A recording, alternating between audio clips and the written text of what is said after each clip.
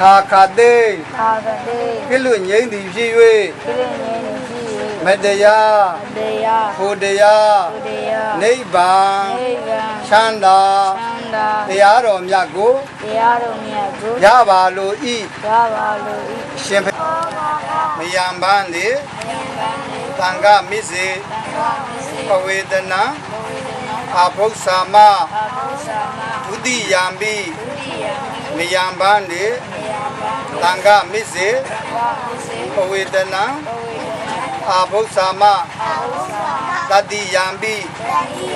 မယံပန်းသည်သံဃမစ္စေပဝေဒနာအဘုဆာမဒီကိုတာနော်ဝိနယေမငြိမ်သုံးလို့ကိုနဲ့နှုတ်တို့ကိုထိန်ဥသားစီသိမ့်ကြုတ်သီးဝိနည်းကြမြပိရက၌ယာနာအာကာရနိဗ္ဗာန်တို့လည်း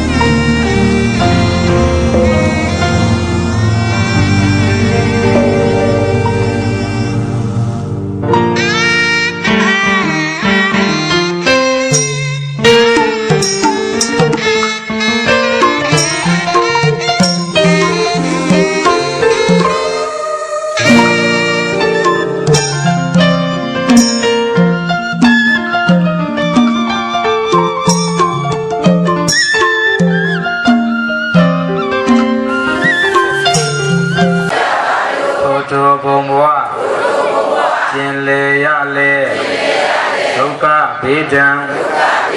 ယမအပေါင်းမကောင်းဟုသမျှမတွေးရပေဤသို့ပြုရညကုံညဤအဘုဘာက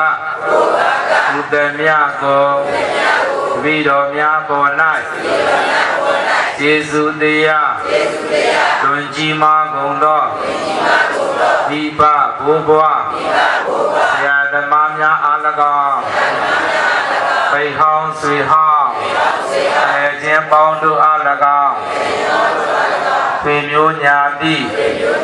အပေါင်းတို့အား၎င်းဝိတော်တို့ဤကိုဆောင်နာအိမ်ဆောင်နာလမ်းဆောင်နာကျွာဆောင်နာသေဝေငါဘာကုန်ဤအမြာရကြ၍ထိုထိုများစွာသတ္တဝါတို့သည်ကိုယ်စိတ်နှဖျားဘေးရန်ကွာ၍လူရာဆန္ဒ